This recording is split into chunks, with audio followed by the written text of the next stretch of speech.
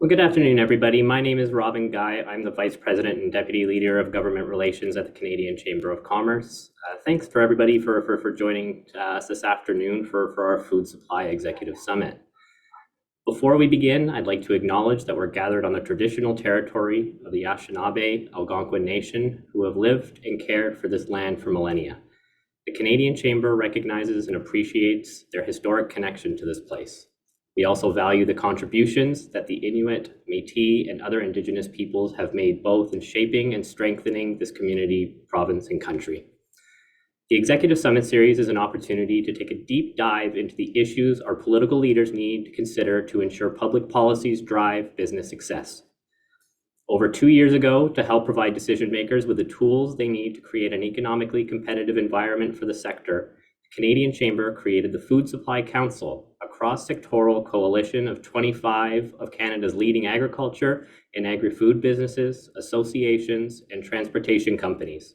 Together, these organizations provide innovative solutions for growing food security concerns and demonstrate that the sector is an economic and environmental leader.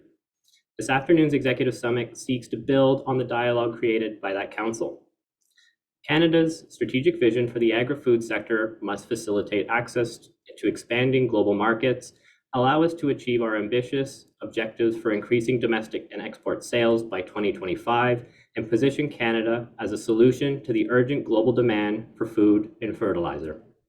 In the next 40 years, the world will need to produce the equivalent of all the food produced in the last 10,000 years.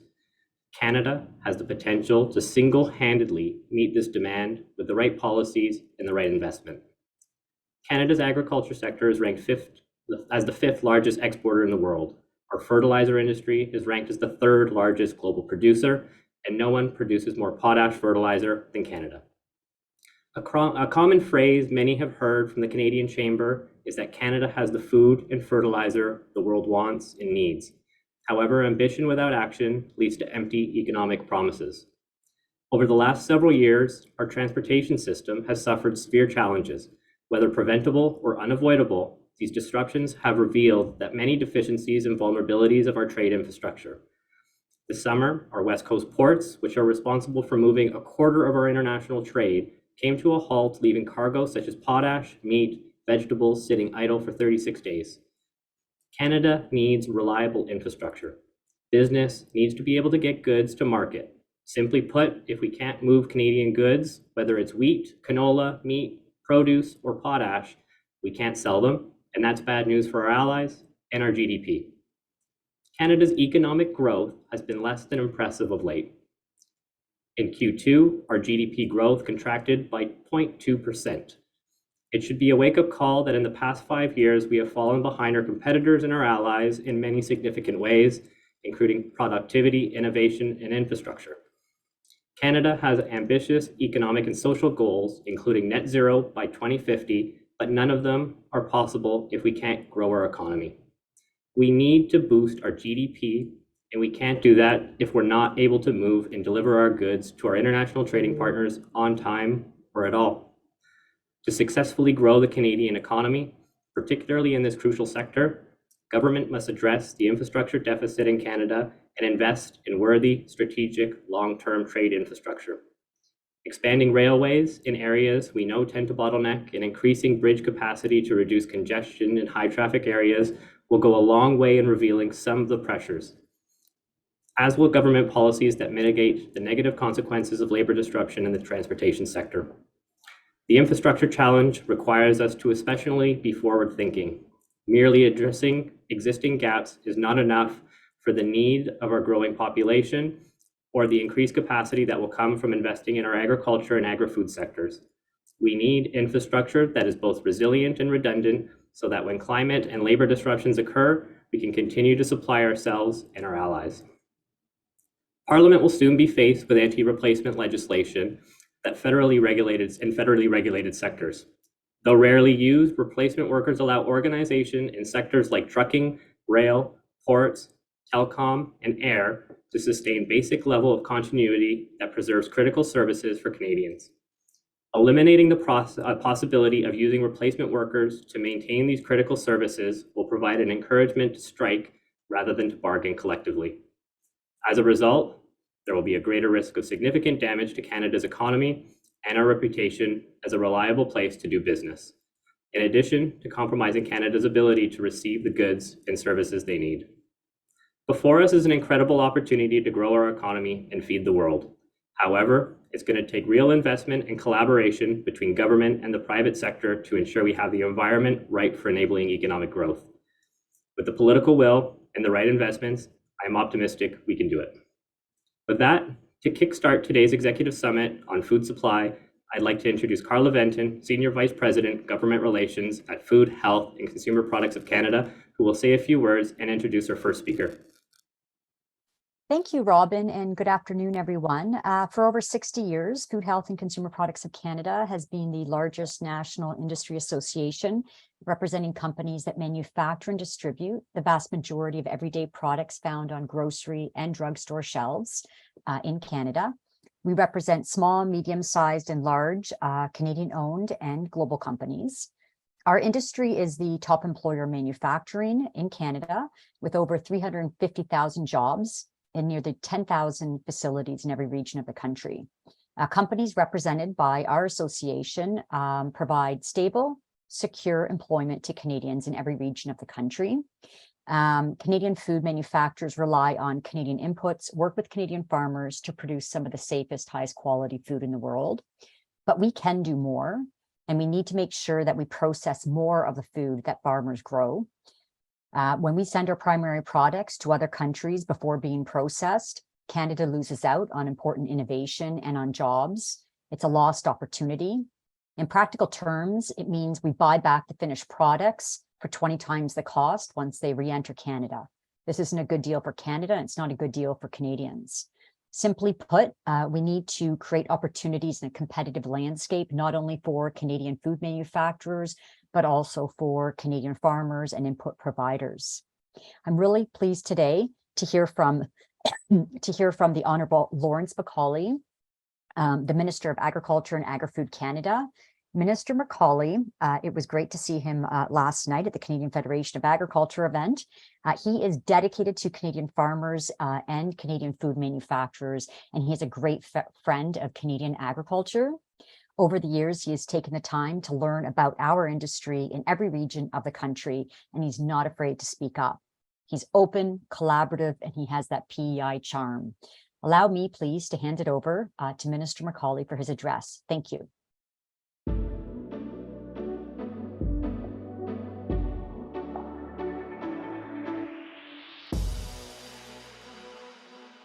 Thank you to everyone at the Chamber for your continued support for Canada's agriculture and food industry. Agriculture is, first and foremost, a business. Farmers are business people like you. They are innovating, they're taking risk, they're creating jobs in communities right across Canada. A farm is like any other business. You have to watch the bottom line. You have to meet the payroll, and you have to invest and grow the business. My job as Minister of Agriculture is to keep our sector strong and growing, from the farm gate to the consumer's plate. That means helping farm businesses manage the risk they face every day. It means opening new markets in key regions. It means helping farmers take action on climate change. And for consumers, it means affordable grocery prices so they can feed their families. All links in the food value chain have a part to play in keeping food affordable for Canadians. And we want all parts of the supply chain to prosper. That's why we fully support the industry's effort to get a grocery code of conduct up and running. This will help make our food system more fair and more transparent. We are urging everyone in the industry to put the code into practice. This includes retailers and suppliers of all sizes. We're also working to provide more accessible information on food prices to take away some of the mystery. That way, folks can have a better understanding of the prices they see in the grocery store, but also of the cost involved in the production. So once again, thank you for all you do. I wish you all the best for your discussions today.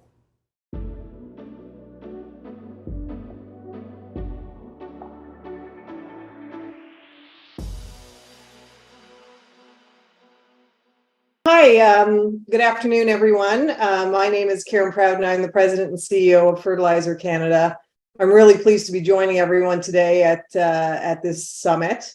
I believe we had some technical difficulties with the minister's video, but I'm sure that will be shared after the summit. And I do want to thank the minister for taking the time to record his video and to show his support for agriculture and the sector broadly. At Fertilizer Canada, we are the voice of the producers of and manufacturers, wholesalers, and distributors of fertilizer products. Our industry plays an essential role in Canada's economy. We contribute over 23 billion annually and employ 76,000 workers throughout the supply chain. With growing global demand, the opportunity for Canadian fertilizer and the whole agricultural food chain is endless. This is one of the reasons we joined the Canadian Chamber's Food Supply Council and are co-chairing the council. We want to push policy matters with government so that government takes action now and seizes upon this generational opportunity with the right policies and the right investments. As we find ourselves in the middle of yet another disruption to our supply chains with the strike currently shutting down the St. Lawrence Seaway, Canada's reputation as a reliable trading partner is at risk, and today's conversation couldn't be more timely. It is my honor to introduce the keynote session for the event, a fireside chat with Steve Verheul, Canada's former chief trade negotiator, moderated by Mohamad Yaghi, Agriculture and Climate Policy Lead at RBC. Without further ado, I would like to turn it over to the moderator, Mohamad Yaghi, who will lead an insightful and engaging discussion with Mr. Verheul. Over to you, Mohamad. Thank you so much, and that's the hope, an insightful and engaging discussion. So hi, everyone. Truly honored to introduce a luminary in the world of international trade to this fireside chat. And if you want to add a little ambiance, just turn it over to channel 222. There should be a fireside log there. But I would love to introduce Mr. Steve Verheul. And over his illustrious career, Mr. Verheul has been a driving force behind transformative trade agreements that have reshaped our global economic landscape. One shining example of Mr. Verheul's expertise lies in his pivotal role in the negotiations of the Canada-European Union Comprehensive Economic and Trade Agreement, CETA. His tireless efforts and strategic acumen were instrumental in ensuring that this groundbreaking agreement came to fruition. CETA has not only fostered stronger economic ties between Canada and the EU, but has also set a benchmark for trade agreements worldwide. Another notable achievement in Mr. Verheul's career is his involvement in the reimagining of the North American Free Trade Agreement into the United States-Mexico-Canada Agreement.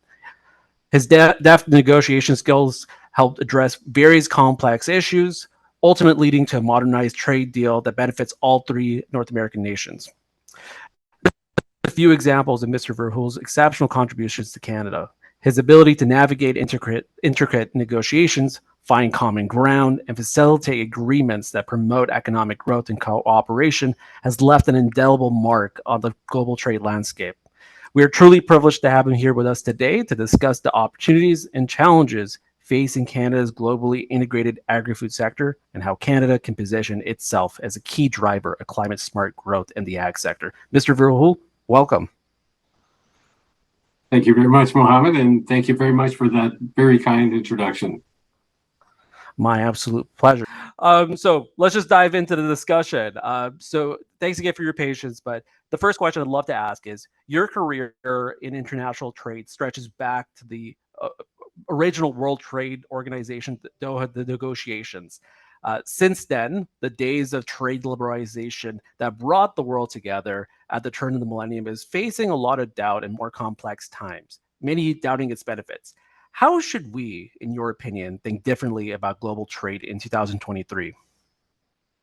Well, thank you, Mohamad. And I'll first mention that I actually worked on the Uruguay round negotiations that led to the WTO as well. So an even earlier start than you mentioned. But you're quite right. The world is very different now than it was then, than it was in the 90s and the 2000s, when many of the rules that we have in trade policy now were developed.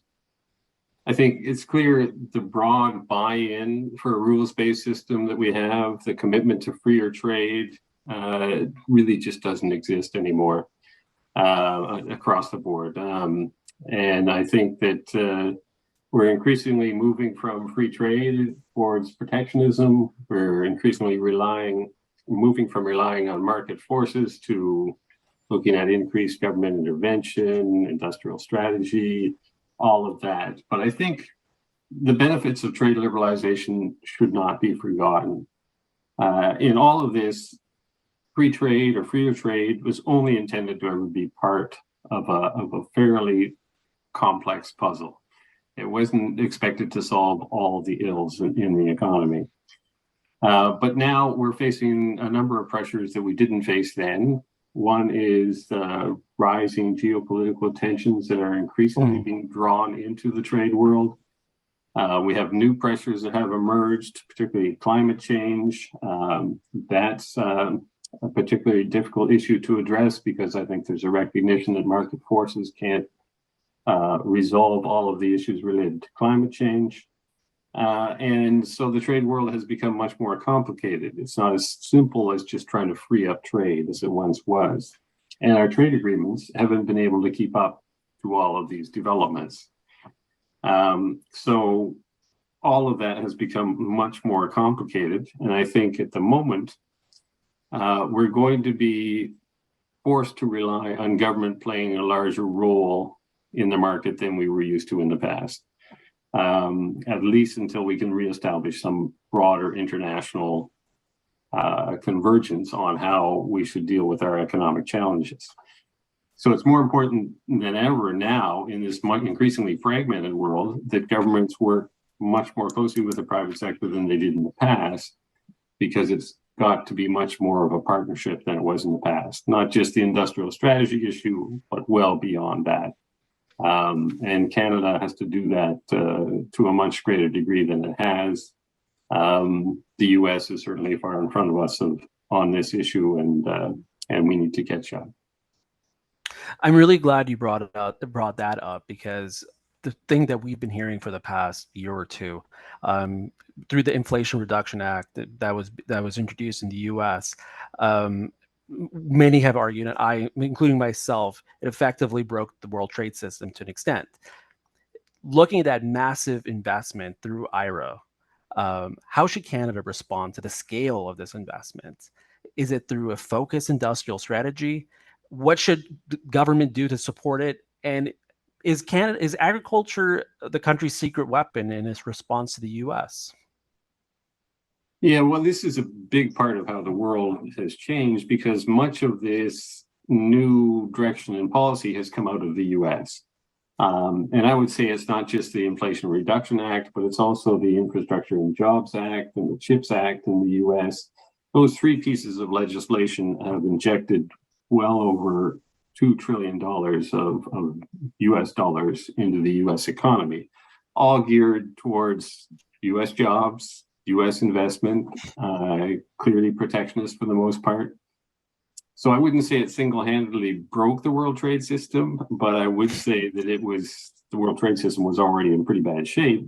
But it clearly moves us much further away from any kind of rules-based trade and countries working together to a bit of a race where the country throwing the most money at these issues has a good chance of coming out ahead. So unfortunately, I think that means other countries have no option but to try to respond, or they're not going to have any kind of footprint in this new economy that's being developed for primarily climate change, but other issues as well. Mm-hmm. So for countries like Canada, we can't match the US spending. We can't match the coverage of what they're doing. So countries like Canada have to be very strategic in where they do make spending initiatives. And we have seen Canada do quite a bit on the energy front, on critical minerals, certainly on autos. But I would say that agriculture needs to be a much bigger part of this picture for Canada. It needs to be a priority at least equal to some of these other priorities where we've been spending a lot of money. Because I think from an agricultural perspective, they have the same pressures as all of the other sectors of the economy when it comes to climate change and needing to meet climate goals. The geopolitical tensions are affecting our agricultural markets as much as anything. China is an issue for us. Recently, India has become a challenge. And we have, on top of that, the increasingly rising crisis of food insecurity. So, to my mind, Canada is one of the very few countries that has the status of a net food exporting country. Most other countries are struggling to try to find ways to feed their own people. We have an excess of food that we can put onto the world market, and there's not many countries that can do that. And I really think it's incumbent on us to try to, first of all, make sure we stay in that position and even expand it, but take advantage of it. This is a huge opportunity for us to emerge as an agriculture powerhouse with influence far beyond what we have right now. And I think it's something that we really should be trying to take advantage of while this window exists. But that's going to take a lot of effort, investment, and making agriculture a priority strategy sector. It's greatly picked up on that, because that's really leads into my next question, and it's really looking at, when we look at global rankings comparing Canadian producers compared to other farmers around the world, especially our trading partners, Canada oftentimes ranks first when it comes to sustainability in terms of the sustainable practices that they have on their farms. But that lead may shrink due to what we're seeing as substantial investments in other countries, especially in the US through IRA, where they've allocated at least $19.5 billion for climate smart initiatives. Yes. And there are other generational investments in other countries promoting this new this mode of agriculture that has been around for a while, but it's really gaining steam because of this conversation we're having about sustainability. What can different levels of government do to ensure the sector's competitive advantage and get Canadian farmers further rewarded for their sustainably made goods? I think that's really the key question. I think agriculture risks being squeezed between this rising demand, especially for proteins around the world, and the constraints of needing to meet climate goals at the same time. And we're in a situation where world stocks are extremely low. Most of the stocks that are being held by China. So we're in a very risky environment. And the OECD has said that in the next decade, average agricultural productivity has to grow by 3 times what was achieved in the last decade, which is a formidable challenge coming at us. And I think that we should look at this from the perspective of the demand will be there without a doubt. Prices look like they will be there as well. But the countries that are going to win these races are the ones that are going to give thought to how they can position themselves now to be a big player. That means making agriculture a top strategic priority. That means making investment in areas, particularly on the climate side, where we can present ourselves as a leading country in making these kinds of improvements. It covers a whole gamut of areas where we need to focus on innovation, because one size doesn't fit all, and there's a lot of components to this. So we've got to be looking at everything from regenerative agriculture, reducing food waste and loss. We got to look at production and efficiency on the farm and in the process of getting the food from the farm to the market. We have to look at alternative proteins. We have to look at all kinds of issues. But I think the most important thing is that we talk so much about energy and critical minerals and autos.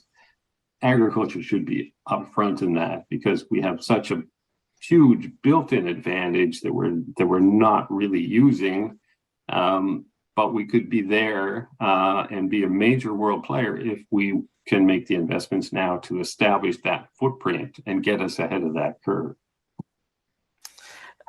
I'm going to jump off that point to my next question. And I would also like to let the attendees know that the Q&A box is open. And if time allows us, we'll be able to ask a few of those questions. So feel free to ask your questions in the Q&A box. But talking about Canada's advantage when it comes to climate smart farming practices, whenever I go out west, I'm fascinated by the conversations I'm having with producers who are selling directly to the Asian market, and their competitive advantage is having sustainably made products. A lot of countries are really seeking those goods at the moment, and they want to have a long-term strategy when looking at this. But in addition to that, much of Canada's agri-food exports are destined to the Indo-Pacific region, a market that is growing in importance by year. It's also, as we already know, the theater of intensifying power dynamics between the US and China. How do you see the US and China competition evolving, and what do you foresee being the long-term implication for Canada's trade interests in the region? Well, this is a particularly difficult issue I think we have to confront. As you say, the Indo-Pacific region is rapidly growing. In terms of a market, it's poised to become much more significant as China and others continue to grow and take a larger share of world GDP. And at the same time, the older traditional markets, the US and Europe, their relative share of world GDP is declining. So you couple that with the geopolitical tensions we have, especially between China and the US, and it really starts to get to be a difficult challenge for a country like Canada, who has access to all of these markets and has interest in selling to all of these markets, but at the same time is inevitably tied closely to the US. And right now, most of US trade policy efforts are oriented towards trying to contain China. And because we rely so much on the US market, we don't have much choice other than to align with the US in some of those efforts. Easier for us on areas like aluminum and steel and critical minerals and anything that's sensitive in terms of defense-related issues. But with agriculture, difficult for us to align with the US because these are important markets to us, and China is an important market, and the rest of the Indo-Pacific are all essential for us going forward, and they're going to need our food. So we need to walk a fine line. I think we need to make a distinction between those types of products that are facing particular challenges because of China, and in particular, I'm talking about products like steel and aluminum, where they've been overproducing, and that's creating challenges. But China's going to need our food. India's going to need our food. Other countries in the region are going to need our food. So we have to try and draw a bit of a line between some of those more traditional industries and agriculture and look at it a little bit differently. The bottom line is China's really is going to struggle if they don't have access to our food. So that gives us an opportunity to actually have some leverage, to actually be able to be a more significant player in that world, because as I've mentioned before, there are very few net food exporting countries in the world. There's maybe 4 or 5. Everybody else is trying to just struggle to feed themselves. So we need to think more strategically about all of this. How can we use it? How can we play that role, particularly on agriculture in the Indo-Pacific, but at the same time work with the US on some other issues where we have common concerns about China? So it's really interesting, and if you don't mind, I just want to press a little bit on your response. when looking at China's strategy, at least let's say with corn feed at the moment, I can see that they're diversifying their imports at the moment. Usually, it was often from the U.S. mainly, but now they're diversifying it to Brazil and Argentina. How can we take advantage of this diversification in their strategy and while still walking that fine line, push Canada's interests further in that? Yeah, well, I do think it's a sensitive area because China has been in a program for quite some time to try to get itself to a point where it can feed itself, so that they don't have to rely on particularly Western countries for a lot of their food needs, and they have been turning to Brazil and Argentina and others, but there are a small number of countries, and Canada is one of them, that, like it or not, China is going to have to rely on us, on Australia, on others that are producing more than they're consuming. So I really think that we have to find a way to set aside some of the geopolitical differences when it comes to something as sensitive as food, and figure out how we can manage those markets better than we have. Again, Canada's positioned, in my view, better than anyone. It's just a question of recognizing that we need a strategic vision to do what we can on that front. And that, I think, we've been lacking so far. I'm going to ask you about that. But before I go there, I'd love to go back across the pond to the United States with the USMCA trade agreement. As you already know, the USMCA trade agreement includes a clause stipulating a review of the agreement every 6 years. With the first official review upcoming, what issues do you foresee or expect to receive significant attention? Well, I can tell you that this is something I've been spending quite a bit of time on, and I've been doing some writing on this as well, because the business community in Canada, the US, and in Mexico are all getting increasingly concerned about what this review could mean. I think it's difficult because we're going to have a federal election in Canada before that review happens. The US is going to have a national election before that review happens, and Mexico is going to have a national election. So the politics are going to play a big role in how all of this shapes up. And that's a bit of a wild card, as you can imagine. But I think it can go really one of two ways. The first is that I don't think it will just slide by and everybody will say everything is fine and let's move on. But I think there's a real opportunity to have a discussion about how can we improve the agreement, how can we update the agreement. And that involves talking about how can we better address climate change issues. How can we modernize the agreement? How can we deal with issues like AI that we haven't focused on? And that can be a collaborative effort to improve and modernize the agreement. If we go that way, we don't have to make any decisions about whether the agreement should be terminated or not. We can have a forward work plan and work through it.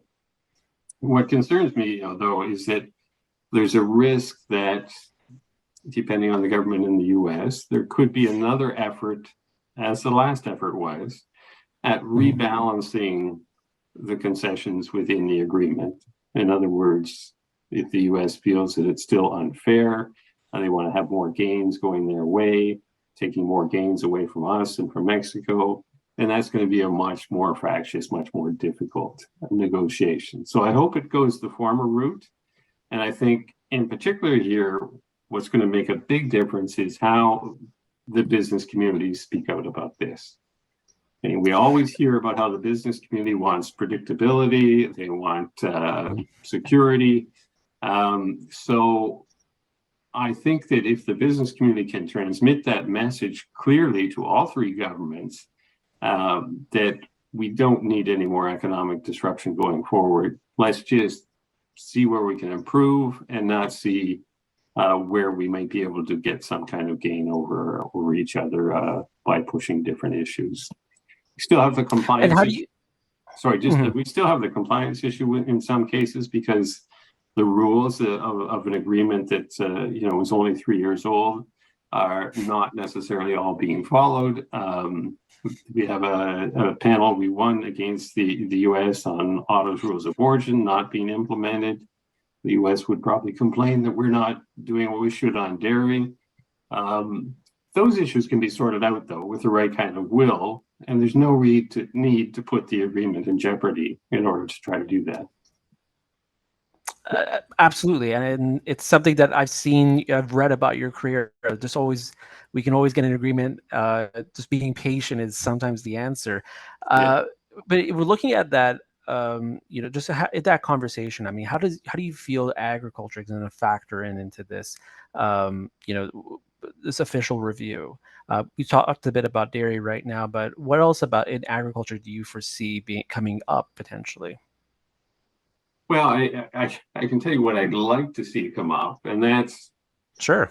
What can we do on the agriculture side with respect to how agriculture addresses climate change? There have been conversations between commodity groups, there have been conversations between government about how we can better coordinate our efforts on climate change as it relates to agriculture.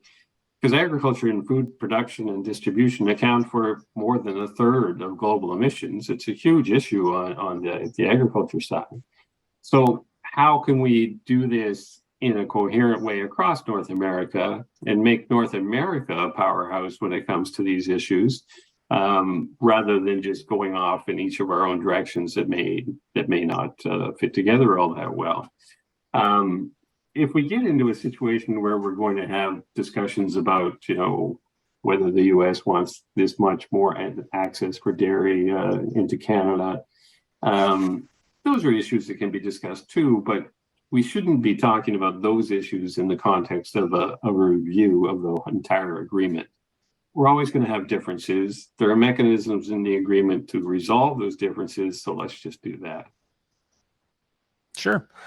So you've mentioned a few times in our talk today that Canada needs a long-term strategy. And if you were to construct Canada's long-term strategy today, what three things would you do in order to prioritize agriculture? Well, there are a couple of things that I've been thinking about lately a fair amount. And one is that we're in a situation now where we have a lot of common cause with many countries around the world, but I don't see much evidence that we're trying to work with other countries to try to move forward on those kinds of ideas. There's a meeting at the OECD this week that involves private sector or think tank participants coming from the US, Europe, Japan, Australia, a number of others. And it's a positive initiative that we should be pushing as well, because we can't do this on our own as Canada. We need to work with others. And there are a lot of like-minded partners out there that share our views, that aren't the big players like the US or the EU or China or India. But all of those countries that rely on trade need to start getting together and start coming up with some ideas about how those countries with that big interest can start to influence the discussion and influence the direction that policies go. So that is something that has been virtually untapped, and there needs to be a lot more effort there. The second, I think, and it's not so much trade policy, but it's the domestic policy side. And I'll mention again that we really need to have agriculture as a strategic sector of key importance to us. And we should be looking at, in the same ways we have with others, as a bit of an industrial strategy for agriculture. So in other words, and I know that has a bad connotation from the past, the word industrial strategy, but I think we need to look at where our agriculture sector is now and where it should be or can be in 10 to 15 years, and start mapping that out and putting some investment behind it to try to make sure that we can get it to where it is. Because agriculture for Canada is a huge advantage. We grow far more than we consume, and we can be a real player in that market. But I feel like we're not quite at the point where we're really able to take advantage of it.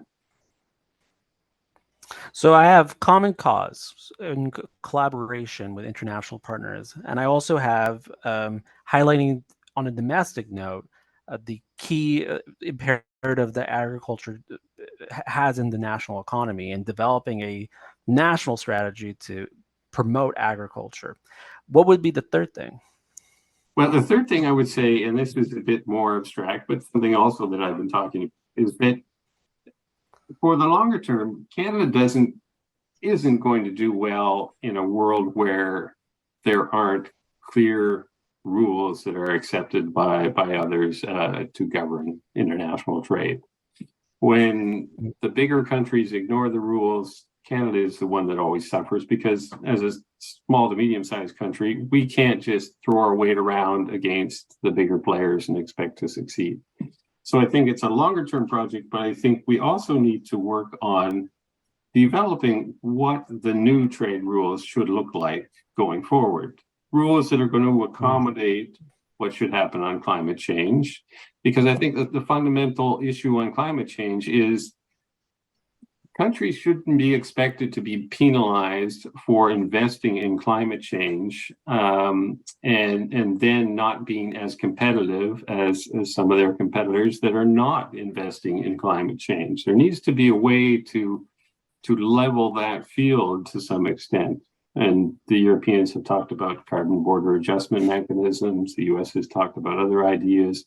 But if we're going to have a longer term solution, we need to start having a new approach to underlying rules that are going to govern trade, particularly in agriculture. I love it. So you had said during the second part about the industrial, creating a national strategy for agriculture, and saying that we need to have a goal in the next 10 years. If you're at the negotiation table, what message would you like to see from the ag sector, from different levels of government, for what is our goal in 10 years?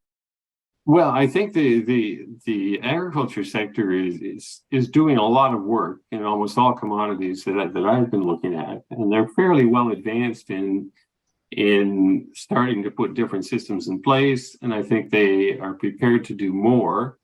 So we're doing quite a bit with respect to the technology we know now, the opportunities we know now. But the gap in all of this is that, and this is taking place in most sectors, we can go so far in climate change, but everybody was relying on innovations that are not yet developed to make it through those final few yards. And we need to focus on that as well to try to make sure that other countries don't get ahead of us and that we can keep up or even surpass those other areas, because I think we have all of the tools we need in Canada. Well, the only thing we're lacking is the will to just go out and show that kind of leadership. Absolutely. And it's interesting you say that, because there is a StatsCan survey that came out, and it was comparing different sectors of the economy and their green processes or activities. And you can clearly see that Canada, that agriculture in Canada, especially when it comes to carbon sequestration, is 3 times in terms of business activity than the next sector following it. Yeah. So we can clearly see that agriculture is already shovel ready, if I may, in terms of addressing a lot of the climate solutions we see today. How can we reflect that on the international stage with our trading partners?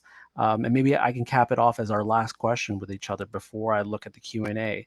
But how do you see? How would you like to see how would you like to prioritize agriculture in the coming years and see it as a priority when negotiating trade agreements? Well, I think I don't think it's all that complicated in terms of doing it, because I think we have all of the basic tools, and as you mentioned, we're certainly well positioned in terms of the work that's been done so far. So I think what has to happen is that we need a commitment from government to say agriculture is going to be a priority because we have all these advantages.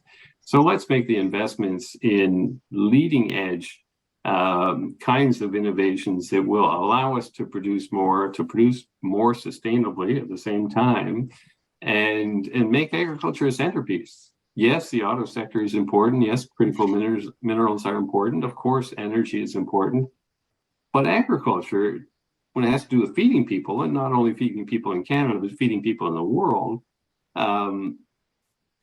that's a pretty fundamental objective that we should be sparing no expense on, because we can play such a significant role there. And that's not only the very important role of feeding people around the world, but huge economic advantage to us as well.